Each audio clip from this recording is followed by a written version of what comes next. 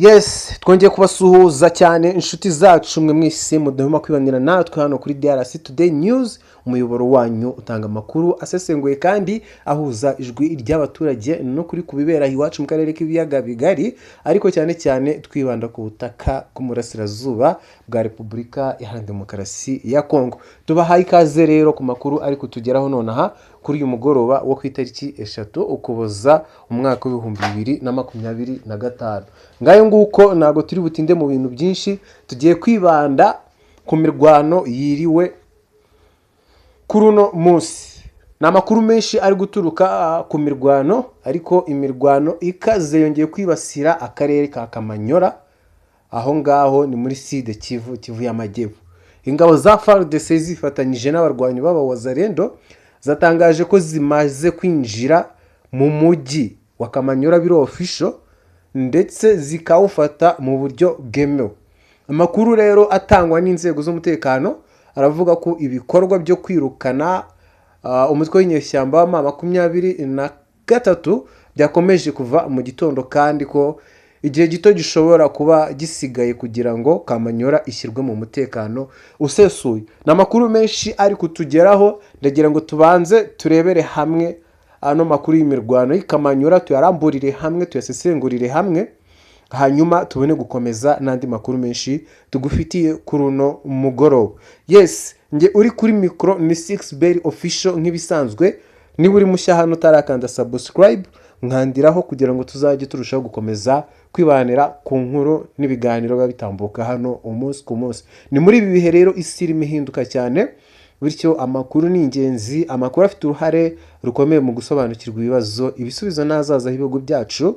Niyo mpamvu natwe twiyemeje kubagezaho amakuru atari bihuha, atari propaganda, atari amakuru cyangwa se amagambo yo kubiba urwango mu bantu, ahubwo tubagezaho amakuru yizewe dukoresheje isesengura, amajwi y'abaturage n'ibyegeranyo byihariye kuri politiki, ku mutekano ndetse na diplomasi. Muri aya makuru yacu rero twibanda ku myitwarire y'imirwano n'umutekano mu bice bya Kivu zombi, politike n'imibanire y'ibihugu byo mu karere, n'ibindi bikorwa bigamije amahoro, ubumwe ndetse n'iterambere. Mbibutsa ko ubu twamaze gufungura urubuga rwa WhatsApp kugira ngo tuzajye tubasha kubasangiza amafoto ndetse n'amavideo biba byaturutse ku rugamba, kuko ntago byemewe kubicisha hano ku rubuga rwa YouTube. Kwinjiramo nta kundi rero, na pininze link muri comment, uragenda ukandeho urahita wisanga ku rubuga mu buryo bworoshye cyane.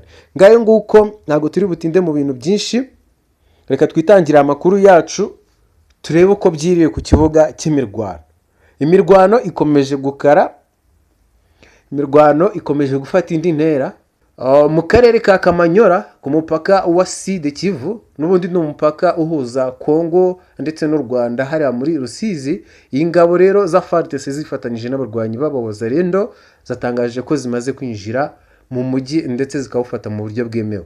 Amakuru akomeje gukwirakwira avuga ko ibikoresho bikomeye by'intambara byarashwe, ni ibikoresho byo ku ruhande rw'inyeshyamba za M23, mu gihe imirwano yakomezaga mu bice bya Kamanyora na Ruvingi. Ibi byose bibaye nyuma y'uko hari bamwe mu basirikare bakekwaho ubugambanyi bafashwe mu rwego rwo gukomeza kunoza imikorere y'ingabo za leta. Mu burasirazuba bw'intara ya Ituri, General Major Bruno Mandevu uyobora ibikorwa bya gisirikare muri ako gace ari muri Mahigi mu rugendo rugamije isuzuma ry'umutekano no gutegura operation nshya za FARDC. General Mandevu yaherekejwe n'inzego zo hejuru z'umutekano zirimo n'umuyobozi wa polisi y'intara. Ibiganiro byibanze cyane ku kibuga cya Mahagi, ahubwo ni Mahagi Port, ahakomeje kugaragara ibibazo by'umutekano muke n'uruhurirane rw'imitwe yitwaje intwaro. Inzego z'umutekano zatangaje ko izi ngendo zigamije kongera imbaraga mu bikorwa byo kurinda abaturage ndetse no gushyiraho uburyo bushya bwo kurwanya imitwe ikomeje guhungabanya umutekano mu bice bya Ituri na Mahagi. Amakuru ava mu nzego z'umutekano avuga ko drones z'u Rwanda zateye ku mirongo ya FARDC n'Abawazalendo mu ijoro ry'ejo hashize kwa kabiri rishyira kuri uyu wa gatatu, ziharanira gufata ikiraro cya Kamanyora no gukumira ko ibindi bitero by'ingabo za Repubulika ya Demokarasi ya Kongo bibageraho. uwo mutangabuhamya yagize ati izi drone zizateshejwe ntizagera ku ntego ariko imirwano iracyakomeje kugeza mu gitondo cyo kuri uyu munsi. Haribuka ko ibitero by'inyeshyamba za M23 byatangiye ku wa mbere ku mirongo irinzwe na FARDC na Wazalendo, nubwo hari ibihuha byakwirakwiye ku mbuga nkoranyambaga. Ingabo za Kongo ziracyafite ubuyobozi bw'uduce twa Ruvingi, Sange na Rubariga. Ubuyobozi bwa Operation Sukora ya kabiri muri South bwagize icyo butangaza kuri uyu wa gatatu tariki ya 3 Ukuboza umwaka wa 2025, buhakana byimazeyo ibivuga ko FARDC yaba yabujije Wazalendo kujya ku rugamba kurwanya inyeshyamba za M23. Mu itangazo rero bashyize ahagaragara, FARDC yamaganye ijwi ryakwirakwijwe ku mbuga nkoranyambaga rivuga ko Wazalendo bahagaritswe. Itangazo rigira ati umugaba w'ingabo za secteur opérationnel Sukora 2 Brigadier General Shiviri Hamuri yamaganye mu buryo bukomeye amakuru y'ibinyoma akwirakwizwa ku mbuga nkoranyambaga avuga ko Wazalendo babujijwe kurwanya umwanzi. Ubuyobozi bwanihanangirije abakwirakwiza ibyo bihuha, baburira ko bashobora gukurikiranwa n'inkiko ku byaha byo guhindura isura y'ibibera ku rugamba. FARDC yongeyeho ko ingabo zayo hamwe n'abasivili biyemeje kurengera igihugu badashobora kugwa mu mitego y'imiyoboro y'inyeshyamba za M23 igamije gucokoza abaturage no gusenya ubufatanye buri ku butaka.